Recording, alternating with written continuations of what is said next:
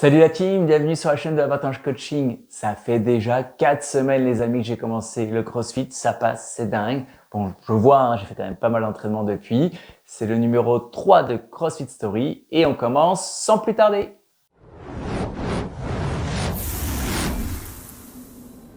Bonjour à tous et bienvenue sur Avantage Coaching. Allez, je commence à faire le bilan des 4 objectifs que je m'étais fixés il y a 15 jours.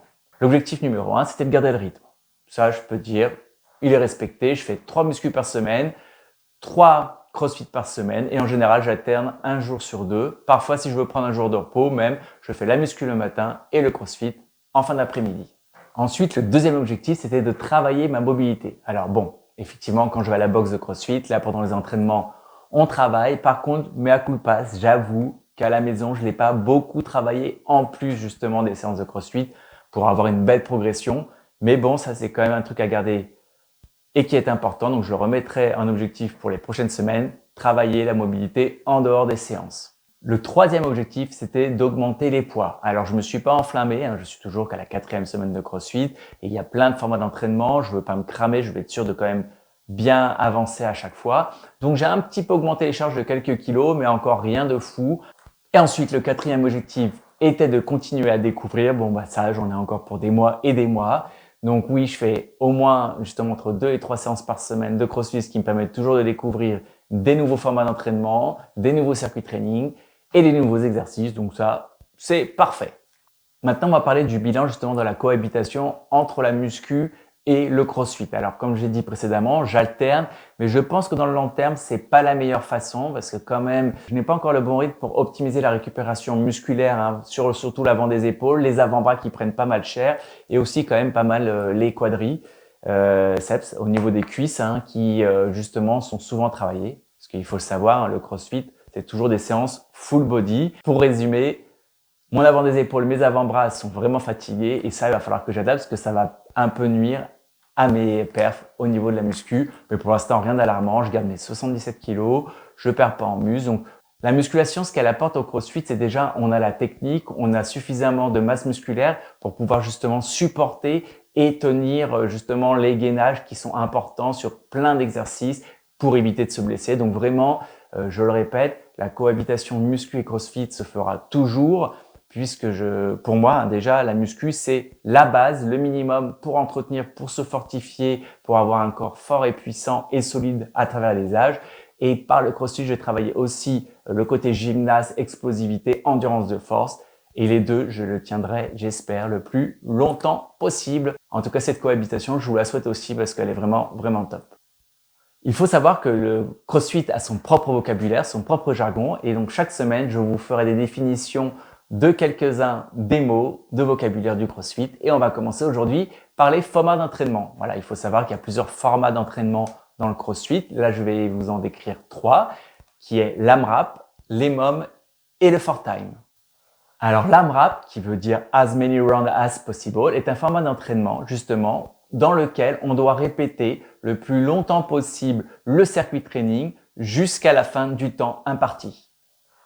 Par exemple, si l'AMRAP est composé de 5 exercices, exercice 1, 2, 3, 4, 5, eh bien, vous répétez le 1, le 2, le 3, le 4, le 5 et vous revenez 1, 2, 3, 4, 5. Et si la durée de l'AMRAP était de 20 minutes, eh bien, pendant 20 minutes, vous allez répéter ces 5 exercices sans pause, évidemment. Vous prendrez des micro-pauses si vous en avez besoin à des moments précis. Mais en tout cas, le contrat, c'est de faire les 5 non-stop pendant 20 minutes. Alors ensuite, vous avez l'EMOM. Every minute on the minute. Donc là, c'est un autre format d'entraînement qui dit de répéter un exercice ou une série d'exercices à chaque minute. Donc par exemple, vous devez faire 3 pompes par minute. Et bien toutes les minutes, vous refaites 3 pompes et par exemple, on va dire un EMOM de 10 minutes. Pendant 10 minutes, donc à chaque minute, vous devez faire 3 pompes et le reste du temps de la minute, c'est le temps de récupération. Donc plus vous faites vite, plus vous aurez de temps de récupération, mais sachant qu'à un moment, on accumule de la fatigue, eh bien, le temps de récupération, normalement, se réduit au fur et à mesure de la minute. Et pour terminer, nous avons le 4Time. C'est un format d'entraînement qui consiste à faire tous les exercices demandés dans le temps imparti. Par exemple, si je liste 12 exercices avec chaque répétition par exercice, qui ne seront pas forcément les mêmes. Et si je vous dis que le 4Time est de 20 minutes, vous avez 20 minutes pour finir tous les exercices. Et effectivement, si vous ne terminez pas, il y a des points retranchés à la fin de nombre d'exercices qui ne sont pas complétés. Voilà. Avant de clôturer donc cette rubrique de vocabulaire, on va apprendre encore quelques mots. Alors vous avez la boxe. La boxe, c'est le nom de la salle d'entraînement de CrossFit. On ne dit pas la salle de CrossFit, on dit souvent je vais à la boxe. Donc voilà. Un autre mot de vocabulaire, dropper, c'est laisser tomber la barre en haltérophilie. Voilà, on dit dropper la barre. L'exercice phare du jour. Aujourd'hui, je vous parle du swing kettlebell. Ça fait très longtemps que je le pratique. Même avant bien le CrossFit, je le faisais déjà et je le fais énormément à mes élèves en circuit training. C'est le swing kettlebell. Il y a plusieurs versions du swing kettlebell. Là, je vous montre la version où on garde le dos bien droit et on essaie de le mettre parallèle au sol en envoyant les fessiers en arrière. Et lorsqu'on fait l'extension de hanche dans l'explosivité, on va même monter les bras le plus haut possible dans l'exercice là et dans la vidéo. J'utilise une kettlebell de 20 kg, commencer par une kettlebell de 4, de 6 kg.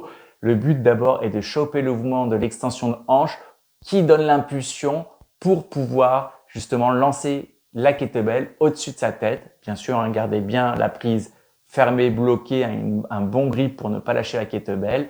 Et vraiment, ressentez que dans l'expiration et l'extension de la hanche, vous gagnez une énergie qui permet de monter la kettlebell au-dessus de votre tête. Voilà.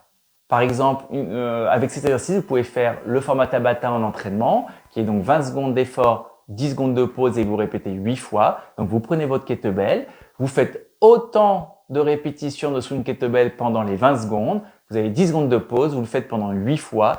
Et là, vous verrez, ce sera un bon hit en format d'entraînement. N'oubliez pas, avant de commencer le Tabata swing kettlebell, un petit échauffement de 5-10 minutes minimum est important. Et on arrive au WOD que je vous propose dans cette vidéo. Donc, c'est un 4 time. Maintenant, vous maîtrisez ce vocabulaire. Je vous l'ai dit juste un petit peu avant. Si vous avez oublié, faites un rewind de la vidéo. Hop, vous écoutez et vous revenez. OK? Alors, le 4 time sera de 30 minutes. Je vais vous lister donc les exercices et le nombre de répétitions par exercice. Et vous aurez 30 minutes pour terminer ça. OK? Allez, c'est parti. Je vous l'explique. Alors, on commence par 50 fentes alternées avant. Ensuite, on fait 40 swing kettlebell. C'est génial, vous avez appris juste avant aussi l'exercice. Ensuite, on fait 30 squat jump. OK. On continue par 20 pompes. Alors, si c'est difficile, vous pouvez faire les pompes genoux, n'hésitez pas. Et on termine par 10 tirages élastiques assis. Et ça, vous me le faites 2 tours. Donc, vous avez 30 minutes pour faire ces exercices 2 fois, donc 2 fois le circuit training.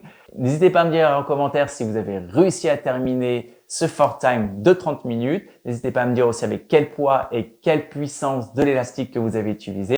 Mais vous allez voir, vous allez vous régaler. Vous allez vraiment faire travailler un full body, un force endurance et à la fin, vous allez être rincés les amis. Quels sont les futurs objectifs que je me donne pour les prochains jours? Eh ben, on va garder le rythme.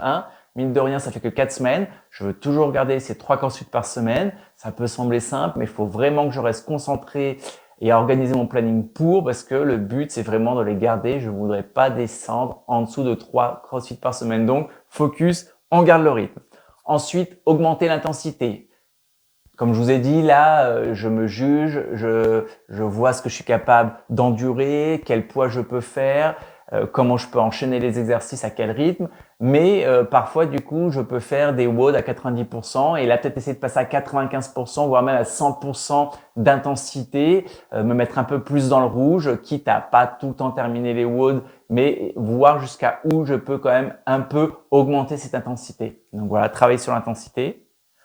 Donc, ça va aller aussi avec augmenter certains poids pour certains exercices, mais pas trop vite, parce que si je me crame, après, c'est pas l'intérêt non plus. Mais je garderai en objectif de préférer la technique à l'augmentation du poids, une technique propre, maîtrisée, avant l'augmentation du poids. Dans la prochaine vidéo, les amis, pour faire un petit teasing, je vous parlerai de ce qu'est le Team WOD, donc travailler en team de 2, de 4, qu'est-ce que ça apporte. Je vous donnerai des exemples. Je vous parlerai un peu plus justement de ces 4 niveaux, rookie, fitness, athlète et légende, comment se situer dedans, comment on peut décrypter un tableau quand on arrive justement en séance d'entraînement. Avant même de commencer, le tableau est disponible et on voit justement le WOD du jour qui est décomposé en plusieurs étapes. Et alors au début, ça paraît un peu barbare parce que justement, c'est plein de noms en anglais et propre au vocabulaire du CrossFit. Donc, je vous parlerai de ces 4 niveaux et de comment lire un tableau. Et puis voilà, je ne vais pas vous en dire plus au niveau du teasing de la prochaine vidéo, mais bien sûr, il y aura un épisode 4 de CrossFit Story. N'en doutez pas les amis. Et d'ici là, restez en forme. N'hésitez pas à me dire si vous avez des questions, si vous avez envie d'une rubrique en plus dans le prochain épisode. Et d'ici là, les amis, comme je vous ai dit, portez-vous bien, c'est un plaisir. On se retrouve sur mon Instagram, Avantage Coaching. Si tu as regardé la vidéo jusqu'au bout, n'hésite pas à mettre en mots Cédric Super Coach. Comme ça, du coup, je saurai que tu as regardé jusqu'au bout la vidéo. En attendant, merci et vive le sport! Allez, ciao les amis. Bientôt c'est Jeux 2024, hein. On se prépare à ça.